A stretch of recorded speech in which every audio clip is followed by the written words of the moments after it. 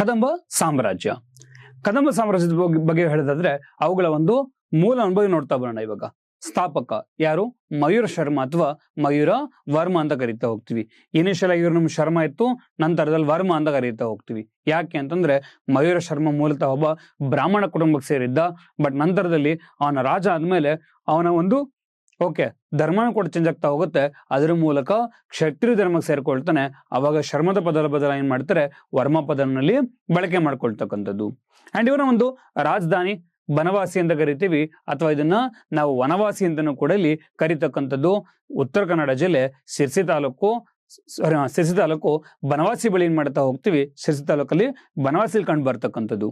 ಅದು ಕೂಡ ಏನಂತಂದ್ರೆ ವರದಾ ನದಿಯ ಒಂದು ಎಡದಂಡೆ ಮೇಲೆ, ಕ್ಲಿಯರ್ ಅರ್ಥ ಮಾಡ್ಕೊಳ್ಳಿ, ವರದಾ ನದಿಯ ಒಂದು ಎಡದಂಡೆ ಮೇಲೆ ಈ ಬನವಾಸಿ ನಗರ ಏನ್ ಮಾಡ್ತಾ ಹೋಗ್ತೀವಿ ನೋಡ್ತಕ್ಕಂಥದ್ದು. ಅಂಡ್ ಜೊತೆಗೆ ಇವರೊಂದು ಆಡಳಿತ ಭಾಷೆ ಸಂಸ್ಕೃತ ಮತ್ತೆ ಕನ್ನಡ ಅಂತ ಕರೀತಾ ಹೋಗ್ತೀವಿ.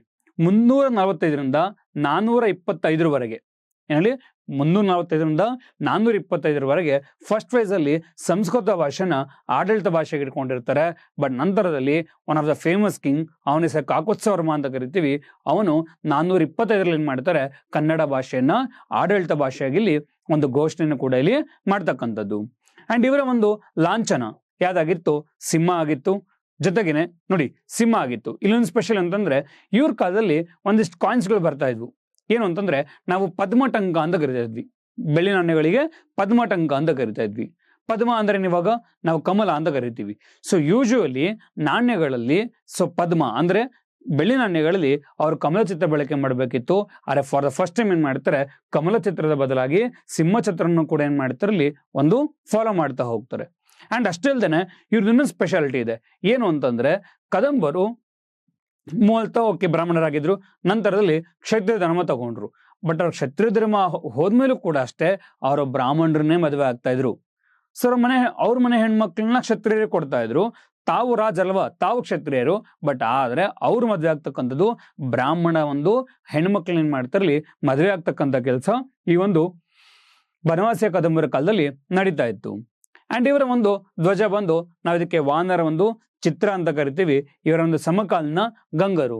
ಸೊ ಉತ್ತರ ಕರ್ನಾಟಕದ ಭಾಗವನ್ನ, ಉತ್ತರ ಕರ್ನಾಟಕ ಮತ್ತೆ ಮಧ್ಯ ಕರ್ನಾಟಕದ ಭಾಗವನ್ನ ಗಂಗರು ಯಾರು ಬನವಾಸಿ ಕದಂಬರ ಆಳ್ವಿಕೆ ಮಾಡ್ತಾ ಇದ್ರೆ, ಅದೇ ಸಂದರ್ಭದಲ್ಲಿ ದಕ್ಷಿಣ ಕರ್ನಾಟಕವನ್ನು ಆಳ್ವಿಕೆ ಮಾಡ್ತಾ ಇದ್ರು ನಮ್ಮ ತಾಲಕಾಡಿನ ಒಂದು ಗಂಗರು ಏನ್ ಮಾಡ್ತಾ ಇದ್ರಲ್ಲಿ ಆಳ್ವಿಕೆನಲ್ಲಿ ನಡೆಸ್ತಾ ಇರ್ತಾರೆ.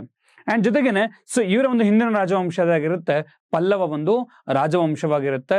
ಅಂಡ್ ಇವರ ಒಂದು ಉತ್ತರಾಧಿಕಾರಿಯಾಗಿ ಬರ್ತಾರೆ ಚಾಲುಕ್ಯ ಒಂದು ರಾಜವಂಶದಲ್ಲಿ ತಮ್ಮ ಉತ್ತರಾಧಿಕಾರಿಯಾಗಿ ಬರ್ತಕ್ಕಂಥದ್ದು. ಅದು ಕೂಡ ಬಾದಾಮಿಯ ಒಂದು ಚಾಲುಕ್ಯರು.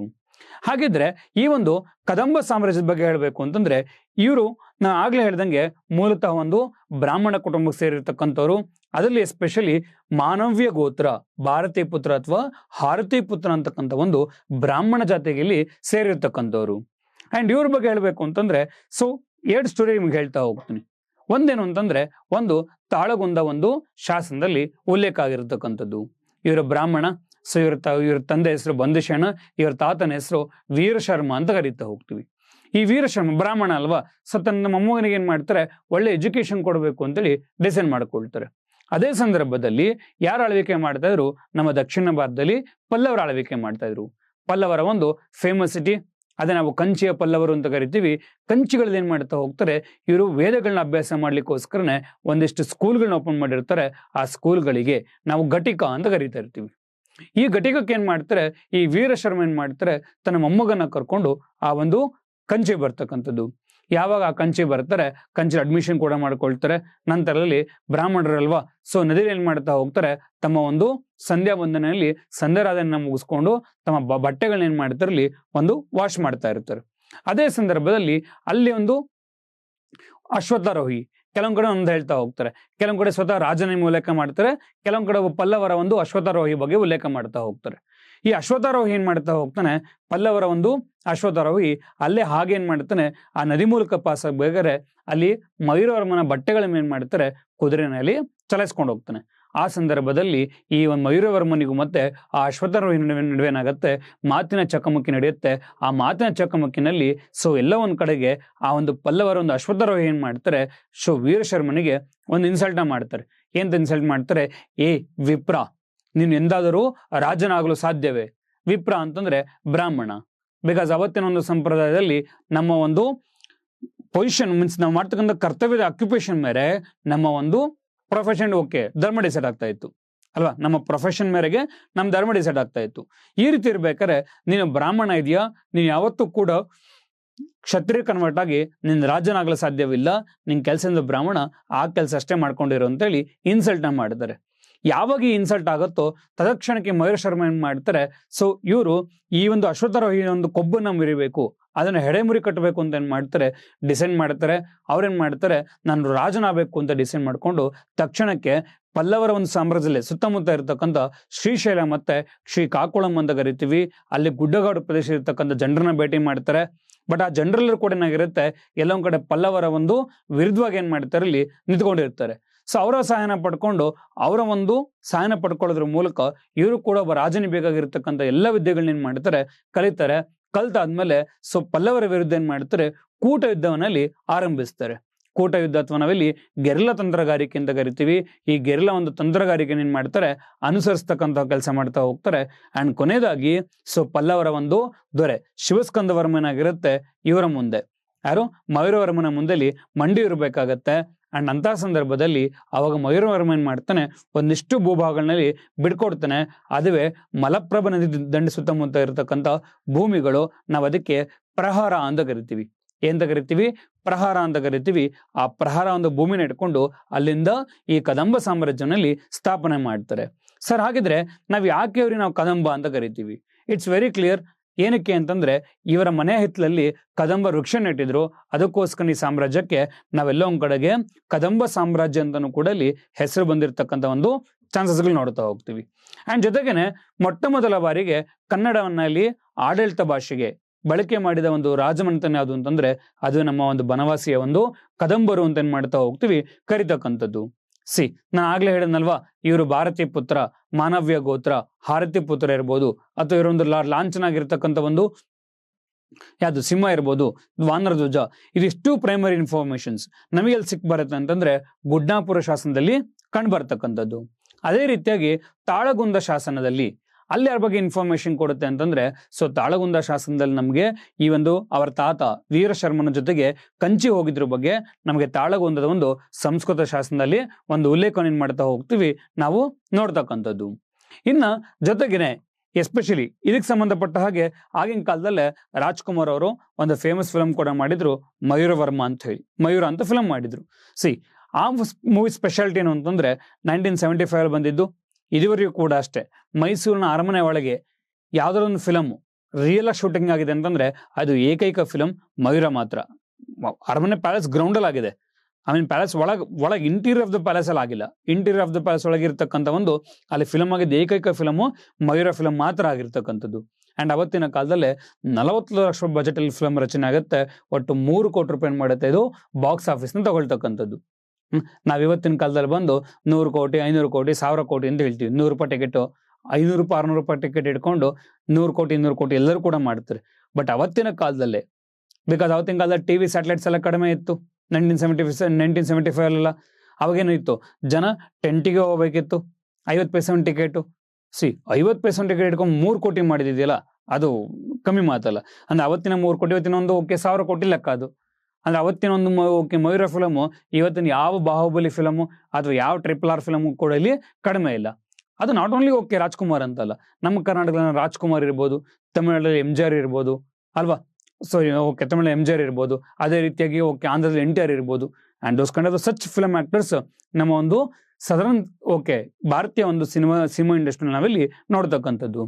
ಅಂಡ್ ಜೊತೆಗೇನೆ ಈ ಒಂದು ಇದ್ರ ಬಗ್ಗೆ ಹೇಳ್ಬೇಕು ಅಂತಂದ್ರೆ, ಅದ್ರ ಬಗ್ಗೆ ಬನವಾಸಿ ಬಗ್ಗೆ ಹೇಳ್ಬೇಕು ಅಂತಂದ್ರೆ, ರಾಮಾಯಣದಲ್ಲಿ ಬನವಾಸಿನಿ ಅಂತ ಉಲ್ಲೇಖ ಮಾಡಿದರೆ, ಕುಂತಳ ಒಂದು ದೇಶ ಅಂತ ಏನ್ ಮಾಡಿದರೆ ಉಲ್ಲೇಖ ಮಾಡಿದರೆ. ಅದೇ ರೀತಿಯಾಗಿ ಮಹಾಭಾರತದಲ್ಲಿ ವೈಜಯಂತಿಪುರ ಅಂತ ಏನ್ ಮಾಡಿದರೆ ಒಂದು ಉಲ್ಲೇಖವನ್ನ ಕೊಟ್ಟಿರ್ತಕ್ಕಂಥದ್ದು. ಅಂಡ್ ಅಷ್ಟೇ ಅಲ್ದೇನೆ ಇನ್ನೊಂದು ಕಡೆ ಏನ್ ಮಾಡ್ತಾ ಹೋಗ್ತಾರೆ, ದ ಟಾಲೆಮಿ ಅಲ್ವಾ, ನಾವ್ ಆಗ್ಲೇ ಹೇಳಿದ್ವಿ ಟಾಲಮಿ ಅವ್ರ ಬುಕ್ಕನ್ನ ಬರೀತಾರೆ ದ ಜಿಯೋಗ್ರಫಿ ಅಂತೇಳಿ. ಆ ಪುಸ್ತಕದಲ್ಲಿ ಬನವಾಸಿಯನ್ನ ಬೈಜಾಂಟಿಯನ್ ಅಂತ ಏನ್ ಮಾಡಿದರೆ ಒಂದು ಉಲ್ಲೇಖವನ್ನ ಇಲ್ಲಿ ಕೊಟ್ಟಿರ್ತಕ್ಕಂಥದ್ದು. ಅದಾದ ಮೇಲೆ ಇಮ್ಮಡಿ ಪುಲಕೇಶಿಯ ಸಂದರ್ಭದಲ್ಲಿ ಅಂದ್ರೆ ಅರೌಂಡ್ 7ನೇ ಶತಮಾನದಲ್ಲಿ ಯಾರು ಹ್ಯೂಯೆನ್ ಸಾಂಗ್ ಏನ್ ಮಾಡ್ತಾರೆ, ಕರ್ನಾಟಕಕ್ಕೆ ವಿಸಿಟ್ ನ ಕೊಡ್ತಾರೆ. ಅಂತ ಸಂದರ್ಭದಲ್ಲಿ ಬನವಾಸಿ ಕೂಡ ಬಂದಿರ್ತಾರೆ. ಅಂಡ್ ನಂತರದಲ್ಲಿ ಆ ಬನವಾಸಿಯನ್ನ ಈ ಒಂದು ಹ್ಯೂಯೆನ್ ಸಾಂಗ್ ಅವರು ಬರೆದಿರ್ತಕ್ಕಂಥ ಒಂದು ಪುಸ್ತಕ ನಾವು ಸಿಯುಕಿ ಅಂತ ಕರಿತೀವಿ. ಈ ಸಿಯುಕಿ ಪುಸ್ತಕದಲ್ಲಿ ಎಂತ ಉಲ್ಲೇಖ ಮಾಡಿದ್ದಾರೆ ಅಂತಂದ್ರೆ, ಬನವಾಸಿಯನ್ನ ಕೊಂಕಿನ ಪುಲೋ ಅಥವಾ ಕೊಂಕಣಾಪುರಂ ಅಂತನೂ ಕೂಡ ಏನ್ ಮಾಡಿದ್ದಾರೆ ತಮ್ಮ ಸಿಯುಕಿ ಗ್ರಂಥದಲ್ಲಿ ಉಲ್ಲೇಖ ಮಾಡ್ತಕ್ಕಂಥ ಕೆಲಸ ಈ ಹ್ಯೂಯೆನ್ ಸಾಂಗ್ ನ ಕಾಲದಲ್ಲಿ ನಡೆದಿರ್ತಕ್ಕಂಥದ್ದು. ಒಟ್ಟಾರೆಯಾಗಿ ಕದಂಬ ಡೈನೆಸ್ಟಿಯಿಂದ ಬಂದಾಗ ನಮಗೆ ಇಲ್ಲಿ ಬರ್ತಕ್ಕಂಥ ಒಂದು ರಾಜರು ಯಾರ್ಯಾರು ಅಂತ ಕೇಳಿದ್ರೆ, ಮಯೂರವರ್ಮ ಬರ್ತಾರೆ, ನಂತರದಲ್ಲಿ ಭಗೀರಥ ವರ್ಮ, ನಂತರದಲ್ಲಿ ಕಾಕುತ್ಸ ವರ್ಮ, ನಂತರದಲ್ಲಿ ಬರ್ತಕ್ಕಂಥದ್ದು ಮುರುಗೇಶ ವರ್ಮ. ಇಲ್ಲೂ ಕೂಡ ನಾವು ಪ್ರಮುಖವಾಗಿ ಒಟ್ಟು 4 ರಾಜರ ಬಗ್ಗೆ ಮಾತಾಡ್ತೀವಿ. ಅದೇ ರೀತಿಯಾಗಿ 2 ಶಾಸನದ ಬಗ್ಗೆ ಮಾತಾಡ್ತೀವಿ. ಒಂದು ಮೇಜರ್ ಆಗಿ ತಾಳಗುಂದ ಶಾಸನ, ಇನ್ನೊಂದು ಹಲ್ಮಿಡಿ ಶಾಸನದ ಬಗ್ಗೆನೂ ಕೂಡ ನಾವಿಲ್ಲಿ ನೋಡ್ತಕ್ಕಂಥದ್ದು. ಇವ ನೋಡ್ತಾ ಹೋಗೋಣ. ಮಯೂರ ಒಂದು ವರ್ಮ. ಇವ್ರ ತಂದೆ ಹೆಸರು ಬಂಧುಶೇಣ, ಅಜ್ಜನ ಹೆಸರು ವೀರಶರ್ಮ. 345ರಲ್ಲಿ ಏನ್ ಮಾಡ್ತಾ ಹೋಗ್ತಾರೆ, ಈ ಒಂದು ಬನವಾಸಿ ಒಂದು ಕದಂಬ ಸಾಮ್ರಾಜ್ಯವನ್ನ ಈ ಮಯೂರ ಶರ್ಮನಿಂದಲ್ಲಿ ಸ್ಥಾಪಿಸಲ್ಪಡುತ್ತೆ. ನೋಡಿ, ಮಯೂರ ಶರ್ಮ ಅಂತಾನೆ ಕರೆಯೋದು ನಾವು. ಯಾವಾಗ ಭಗೀರಥ ವರ್ಮ ಬರ್ತಾನಲ್ಲ, ಅವ್ರು ಬಂದೇನ್ ಮಾಡ್ತಾರೆ, ಶರ್ಮ ಪದದ ಬದಲಾಗಿ ವರ್ಮ ಪದವನ್ನ ಅವ್ರು ಇಂಟ್ರೊಡ್ಯೂಸ್ ಮಾಡ್ತಾರೆ. ಅಲ್ಲಿವರೆಗೂ ಕೂಡ ಅಷ್ಟೇ ನಾವು ಸರ್ವೇ ಸಾಮಾನ್ಯವಾಗಿ ಶರ್ಮ ಅಂತ ಪದನಲ್ಲಿ ಬಳಕೆ ಮಾಡ್ತಾ ಹೋಗ್ತೀವಿ. ಅಂಡ್ ಅಷ್ಟೇ ಅಲ್ದೇನೆ ಈ ಮಯೂರ ವರ್ಮ ಮೂಲತಃ ಏನಾಗಿದ್ದ, ಇವನು ಬ್ರಾಹ್ಮಣ ಆಗಿದ್ದ. ಇವನು ಮೂಲತಃ ಬ್ರಾಹ್ಮಣನಾಗಿದ್ದಕ್ಕೆ ಅವ್ರಿಗೇನಾಗಿತ್ತು ಇವಾಗ ವೇದಗಳ ಮಗೆಯಲ್ಲಿ ತುಂಬಾ ಹಿಡಿತಾ ಇತ್ತು. ಅದಕ್ಕೋಸ್ಕರನೇ ನಾವಿರೊಂದು ಬಿರುದನ್ನ ಕೊಟ್ಟಿದ್ವಿ, ವೇದಾಂಗ ವಿದ್ಯಾ ವಿಶಾರದ. ಅಂದ್ರೆ ವೇದಗಳಲ್ಲೇ ಮಾಸ್ಟರ್ ಮಾಡ್ಕೊಂಡಿರೋರು ಅಥವಾ ವೇದಗಳಲ್ಲೇ ಒಂದು ಮಾಸ್ಟರ್ ಅಂತ ಏನ್ ಮಾಡ್ತಾ ಹೋಗ್ತೀವಿ, ಅವ್ರಿಗೆ ಒಂದು ಬಿರುದಿನಲ್ಲಿ ಕೊಡ್ತಕ್ಕಂಥದ್ದು. ಅಂಡ್ ಇವರು ಕೂಡ ಅಷ್ಟೇ ಶಾತವಾಹನರ ಮೂಲಕ ಅವ್ರನ್ನ ಹೇಗೆ ಒಂದು ಸೆದೆಬಡಿದು ಹೇಗೆ ಸಾಮ್ರಾಜ್ಯ ಸ್ಥಾಪನೆ ಮಾಡಿದ್ದು ಅಂತಂದ್ರೆ, because of the guerrilla war technique ಅಥವಾ ನಾವು ಕೂಟ ಯುದ್ಧ ಅಂತ ಕರಿತೀವಿ. ಈ ಒಂದು ಯುದ್ಧನ ಬಳಕೆ ಮಾಡೋದ್ರ ಮೂಲಕ ಶಾತವಾಹನರ ವಿರುದ್ಧ ಏನ್ ಮಾಡ್ತಾರಲ್ಲಿ, ಒಂದು ಶಾತವನ್ನ ಸೆದೆಬಡಿದು ತಮ್ಮ ಸಾಮ್ರಾಜ್ಯನ ಏನ್ ಮಾಡ್ತಾರೆ ಸ್ಥಾಪನೆಯಲ್ಲಿ ಮಾಡ್ತಕ್ಕಂಥದ್ದು. ಅಂಡ್ ಅಷ್ಟೇ ಇಲ್ದೇನೆ ಇವ್ರ ಬಗ್ಗೆ ಹೇಳಬೇಕು ಅಂತಂದ್ರೆ, ಇಡೀ ದಕ್ಷಿಣ ಭಾರತದಲ್ಲೇ ಅತ್ಯಂತ ಹೆಚ್ಚು ಬಾರಿ ಅಶ್ವಮೇಧ ಯಾಗ ಮಾಡಿದ ಕೀರ್ತಿ ಯಾರು ಸಲ್ಲುತ್ತೆ ಅಂತಂದ್ರೆ, ಅದುವೇ ನಮ್ಮ ಒಂದು ಮಯೂರ ವರ್ಮನಿಗೆ ಇಲ್ಲಿ ಸಂಬಂಧಪಡ್ತಕ್ಕಂಥದ್ದು. ಎಷ್ಟು ಒಂದಲ್ಲ ಎರಡಲ್ಲ 18 ಬಾರಿ ಏನ್ ಮಾಡ್ತಾರೆ ಈ ಒಂದು ಸಾಮ್ರಾಜ್ಯನ ಏನ್ ಮಾಡ್ತಾರಲ್ಲಿ ಈ ಅಶ್ವಮೇಧ ಯಾಗ ಏನ್ ಮಾಡ್ತಾರೆ ಕನೆಕ್ಟ್ ಮಾಡ್ತಾ ಹೋಗ್ತಾರೆ. ಈ ಮೂಲಕ ಇಡೀ ಓವರ್ ಇಷ್ಟು ತಗೊಂಡಾಗ ಅತ್ಯಂತ ಹೆಚ್ಚು ಬಾರಿ ಅಶ್ವಮೇಧ ಯಾಗ ಮಾಡಿದ ಕೀರ್ತಿ ಸಮುದ್ರಗುಪ್ತನೇ ಸಲ್ಲುತ್ತೆ. ಮೊದಲನೇ ಬಾರಿ ಮಾಡಿದ್ದು ಪುಷ್ಯಮಿತ್ರ ಶುಂಗ, 2ನೇ ಬಾರಿ ಮಾಡಿದ್ದು ಸಮುದ್ರಗುಪ್ತ, ಅತ್ಯಂತ ಹೆಚ್ಚು ಬಾರಿ ಮಾಡಿದರು ಸಮುದ್ರಗುಪ್ತನೇ. ಅದೇ ರೀತಿಯಾಗಿ ದಕ್ಷಿಣ ಭಾರತದಲ್ಲಿ ಅತ್ಯಂತ ಹೆಚ್ಚು ಬಾರಿ ಮಾಡಿದಾರು ಅಂತ ಕೇಳಿದ್ರೆ, ಅದುವೇ ನಾವೆಂತ ಹೇಳ್ತಾ ಹೋಗ್ತೀವಿ, ಮಯೂರ ವರ್ಮ ಅಂತ ಕರೀತಾ ಹೋಗ್ತೀವಿ. ಮೊದಲ ಬಾರಿ ಮಾಡಿದ್ದರು, ಮೊದಲ ಬಾರಿ ದಕ್ಷಿಣ ಭಾರತದಲ್ಲಿ ಮಾಡಿದ್ದು 1ನೇಯ ಶಾತಕರ್ಣಿ. ಅಶ್ವಮೇಧ ಯಾಗವನ್ನ 1ನೇ ಶಾತಕರ್ಣಿನೂ ಕೂಡ ಮಾಡ್ದ, ಗೌತಮಿಪುತ್ರ ಶಾತಕರ್ಣಿನೂ ಮಾಡ್ದ. ಅದೇ ರೀತಿಯಾಗಿ ಬನವಾಸಿ ಚಾಲುಕ್ಯರಲ್ಲಿ 1ನೇ ಪುಲಕೇಶಿನೂ ಕೂಡ ಮಾಡ್ತಾನೆ, 2ನೇ ಪುಲಕೇಶಿನೂ ಕೂಡ ಮಾಡ್ತಾನೆ. ಬಿಕಾಸ್ ಎಕ್ಸಾಮ್ ಅಲ್ಲಿ ಕೇಳ್ಬೋದು, ಇವಾಗ ಈ ಕೆಳಕಂಡ ಯಾವ ವ್ಯಕ್ತಿಗಳು ಅಶ್ವಮೇಧ ಯಾಗವನ್ನು ಪರ್ಫಾರ್ಮ್ ಮಾಡಿದಾರೆ ಅಂತ ಕೇಳಿದಾಗ ನೀವು ಕೇರ್ಫುಲ್ ಆಗಿ ಇಲ್ಲಿ ಆನ್ಸರ್ ಮಾಡ್ಬೇಕಾಗತ್ತೆ. ಅಂಡ್ ಅಷ್ಟಿಲ್ದೇನೆ ಇವ್ರೇನ್ ಮಾಡ್ತಾ ಹೋಗ್ತಾರೆ, ಬನವಾಸಿ ನಗರವನ್ನ ತಮ್ಮ ರಾಜಧಾನಿ ಮಾಡ್ಕೊಳ್ತಾರೆ. ಈ ಬನವಾಸಿ ನಗರ ಬಂದು ವರದಾ ನದಿಯ ಒಂದು ಎಡದಂಡೆಯಲ್ಲಿ ಏನ್ ಮಾಡ್ತಾ ಹೋಗ್ತೀವಿ ನಾವು ನೋಡ್ತಕ್ಕಂಥದ್ದು. ಇವ್ರ ಕಾಲದಲ್ಲಿ ನಮಗೆ ಒಟ್ಟಾರೆಯಾಗಿ 2 ಶಾಸನಗಳು ಕಂಡು ಬರುತ್ತೆ. ಒಂದು ಚಂದ್ರವಳ್ಳಿ ಶಾಸನ, ಇನ್ನೊಂದು ಮಳವಳ್ಳಿ ಶಾಸನ. ಚಂದ್ರವಳ್ಳಿ ಶಾಸನ ಇದೆಲ್ಲಿ ಸಿಗುತ್ತೆ ನಮ್ಗೆ ಅಂತಂದ್ರೆ, ದುರ್ಗಾ ಡಿಸ್ಟಿಕ್ ಅಲ್ಲಿ ಸಿಗ್ತಕ್ಕಂಥದ್ದು. ಆ ಒಂದು ಚಂದ್ರವಳ್ಳಿ ಶಾಸನದ ಪ್ರಕಾರ ಇವರೊಂದು ಕೆರೆ ನಿರ್ಮಾಣ ಮಾಡ್ತಾರೆ, ಅದುವೇ ಚಂದ್ರವರ್ತಿ ಕೆರೆ ಅಥವಾ ಚಂದ್ರವಳ್ಳಿ ಕೆರೆ ಅಂತ ಏನ್ ಮಾಡ್ತಾ ಹೋಗ್ತೀವಿ ಹೇಳ್ತಕ್ಕಂಥದ್ದು. ಕೆಲವೊಂದ್ ಕಡೆಗೆ ಅದನ್ನ ಎಂತ ಹೇಳ್ತಾರೆ, ಅದು ಆಲ್ರೆಡಿ ಇತ್ತು, ಅದನ್ನ ಏನೋ ಒಂದು ಪುನರ್ ನಿರ್ಮಾಣ ಮಾಡದ ಅಂತ ಹೇಳ್ತಾ ಹೋಗ್ತಾರೆ. ಕೆಲವೊಂದ್ ಕಡೆಗೆ ಇಲ್ಲ, ಆ ಕೆರೆ ನಿರ್ಮಾಣ ಮಾಡಿದ ಕೀರ್ತಿನೇ ಇವರು ಹೋಗುತ್ತೆ ಅಂತ ಹೇಳ್ತಾ ಹೋಗ್ತಾರೆ. ಬಟ್ ಕ್ಲಿಯರ್ ಕಟ್ ಶಾಸನ ಹೇಳ್ತಕ್ಕಂಥ ಏನು ಅಂತಂದ್ರೆ, ಈ ಕೆರೆಯ ನಿರ್ಮಾಣವನ್ನ ಯಾರು ಮಾಡಿದ್ದು ಅಂತ ಕೇಳಿದ್ರೆ, ಅದುವೇ ಮಯೂರ ವರ್ಮ. ಚಂದ್ರವಳ್ಳಿ ಶಾಸನದ ಪ್ರಕಾರ ಚಂದ್ರವರ್ತಿ ಕೆರೆಯನ್ನ ಅಥವಾ ಚಂದ್ರವಳ್ಳಿ ಕೆರೆಯನ್ನ ನಿರ್ಮಾಣ ಮಾಡಿದ ಕೀರ್ತಿ ಯಾರಿಗೆ ಹೋಗುತ್ತೆ, ಈ ಮಯೂರ ವರ್ಮನಿಗೆ ಇಲ್ಲಿ ಸಲ್ತಕ್ಕಂಥದ್ದು. ಜೊತೆಗೆ ಇನ್ನೊಂದು ಮಳವಳ್ಳಿ ಶಾಸನ ಅಂತ ಕರಿತೀವಿ, ಮಂಡ್ಯ ಜಿಲ್ಲೆಯಲ್ಲಿ ಬರ್ತಕ್ಕಂಥದ್ದು. ಈ ಮಳವಳ್ಳಿ ಶಾಸನದಲ್ಲಿ ಅದು ಕೂಡ ಪ್ರಾಕೃತ ಭಾಷೆ, ಚಂದ್ರವಳ್ಳಿ ಮತ್ತೆ ಮಳವಳ್ಳಿ 2 ಕೂಡ ಪ್ರಾಕೃತ ಭಾಷೆ ಇರ್ತಕ್ಕಂಥ ಶಾಸನಗಳು. ಆ ಒಂದು ಶಾಸನದಲ್ಲಿ ಒಂದು ಉಲ್ಲೇಖ ಮಾಡ್ತಾರೆ ಮಯೂರ ವರ್ಮನನ್ನ. ಏನಂತ ಹೇಳ್ತಾರೆ ಅಂದ್ರೆ, ದ್ವಿಜೋತ್ತಮ ಅಂತ ಕರೀತಾರೆ. ಏನಂತ ಕರೀತಾರೆ, ದ್ವಿಜೋತ್ತಮ ಅಂತ ಕರೀತಕ್ಕಂಥದ್ದು. ದ್ವಿಜ ಅಂದ್ರೆ ಎಷ್ಟು, 2, ಓಕೆ, ಏನು ಅಂತಂದ್ರೆ ಬ್ರಾಹ್ಮಣ ಸಂಪ್ರದಾಯದಲ್ಲಿ ಸರ್ವೇ ಸಾಮಾನ್ಯವಾಗಿ ನಾವು 2 ಬಾರಿ ಹುಟ್ಟಿದವನು ಅಂತ ಕರಿತೀವಿ. ಸೊ ಇಲ್ಲಿ ಯಾರಿಗೆ ಮಳವಳ್ಳಿ ಶಾಸನದಲ್ಲಿ ಮೈರವರ್ಮನನ ದ್ವಿಜೋತ್ತಮ ಅಥವಾ 2 ಬಾರಿ ಹುಟ್ಟಿರ್ತಕ್ಕಂಥ ಏನ್ ಮಾಡಿದರೆ ಒಂದು ಉಲ್ಲೇಖವನ್ನು ಕೂಡ ಇಲ್ಲಿ ಮಾಡಿರ್ತಕ್ಕಂಥದ್ದು. ಅಂಡ್ ಅಷ್ಟೇ ಅಲ್ದೇನೆ ಈ ಚಂದ್ರವಳ್ಳಿ ಕೆರೆ ಅಂತ ಕರೀತಾ ಹೋಗ್ತೀವಿ, ಕರ್ನಾಟಕದ ಒಂದು ಮೊಟ್ಟ ಮೊದಲ ಒಂದು ಮಾನವ ನಿರ್ಮಿತ ಅಂತ ಕೆರೆ ಅಂತ ಕರೀತಾ ಹೋಗ್ತೀವಿ. ನಂತರದಲ್ಲಿ ತನ್ನ ಒಂದು ರಾಜಧಾನಿ ಒಂದು ಸ್ವಲ್ಪ ದೂರದಲ್ಲೇ ಒಂದು 10 ಕಿಲೋಮೀಟರ್ ದೂರದಲ್ಲಿ ಒಂದು ಕೆರೆ ನಿರ್ಮಾಣ ಮಾಡ್ತಾರೆ, ಅದುವೇ ಗುಡ್ನಾಪುರದ ಒಂದು ಕೆರೆ. ಈ ಕೆರೆ ಬಳಿ ಸಿಕ್ಕಿರ್ತಂದ ಶಾಸನವೇ ಗುಡ್ನಾಪುರ ಶಾಸನ. ಇದೇನ್ ಮಾಡುತ್ತೆ, ಗಂಗರ ಒಂದು ಪ್ರಾಥಮಿಕ ಅಂಶದ ಬಗ್ಗೆಯಲ್ಲಿ ಇನ್ಫಾರ್ಮೇಶನ್ ಕೊಡ್ತಕ್ಕಂಥದ್ದು. ಅಂಡ್ ಇವರ ಒಂದು ಓಕೆ, ಸೊ ನೆಕ್ಸ್ಟ್ ನಂತರದಲ್ಲಿ 2ನೇ ಒಂದು ಪುಲಕೇಶಿ ಕಾಲಘಟ್ಟದಲ್ಲಿ, 2ನೇ ಪುಲಕೇಶಿಯ ಒಂದು ಕಾಲಘಟ್ಟ ಸಂಬಂಧಪಡ್ತಕ್ಕಂಥ ಒಂದು ಐಹೊಳೆಯ ಒಂದು ಶಾಸನ ಅಂತ ಕರಿತೀವಿ. ಈ ಐಹೊಳೆಯ ಶಾಸನದಲ್ಲಿ ಬನವಾಸಿನಿ ಅಂತ ಕರೀತಾ ಹೋಗ್ತಾರೆ, ಮೇಜರ್ ಆಗಿ ಜಲದುರ್ಗ ಅಂತ ಕರಿತೀವಿ. ಯಾಕೆ ಅಂತಂದ್ರೆ ಈ ಬನವಾಸಿ ನಗರ ಏನಾಗಿದೆ 4 ಕಡೆಯಿಂದ ಇದೆ. ಸೊ ವರದಾ ನದಿಯಿಂದ ಇದು ಸುತ್ತುವರ್ಕೊಂಡಿದೆ. ಅದಕ್ಕೆ ಬನವಾಸಿ ನಗರವನ್ನ ಜಲದುರ್ಗ ಅಂತ ಕೂಡ ಏನ್ ಮಾಡ್ತಾರೆ ಕರಿತಕ್ಕಂಥದ್ದು. ಅಂಡ್ ಜೊತೆಗೆ ಸೊ ಇದು ನೈಸರ್ಗಿಕ ಒಂದು ನೀರಿನ ಬಂದರು ಕೂಡ ಇಲ್ಲಿ ಆಗಿರ್ತಕ್ಕಂಥದ್ದು. ಪ್ರಮುಖ ಒಂದು ವ್ಯಾಪಾರ ಒಂದು ಚಟುವಟಿಕೆನಾಗಿತ್ತು. ತುಂಬಾನೇ ಬನವಾಸಿ ನಗರ ಫೇಮಸ್ ಆಗಿತ್ತು. ಇದಿಷ್ಟು ಕೂಡ ನಮ್ಮ ಒಂದು ಮೈರ ಒಂದು ವರ್ಮನಿಗೆ ಇಲ್ಲಿ ಸಂಬಂಧಪಟ್ಟ ಹಾಗೆ. ಅಂಡ್ ಅದೇ ರೀತಿಯಾಗಿ ಇವರ ಕಾಲದಲ್ಲಿ ನಿರ್ಮಾಣ ಆಗ್ತಕ್ಕಂಥ ಮೊಟ್ಟ ಮೊದಲ ದೇವಾಲಯ ಕೂಡ ಒಂದಿದೆ, ಅದು ತಾಳಗುಂದದ ಒಂದು ಪ್ರಣವೇಶ್ವರ ದೇವಾಲಯ.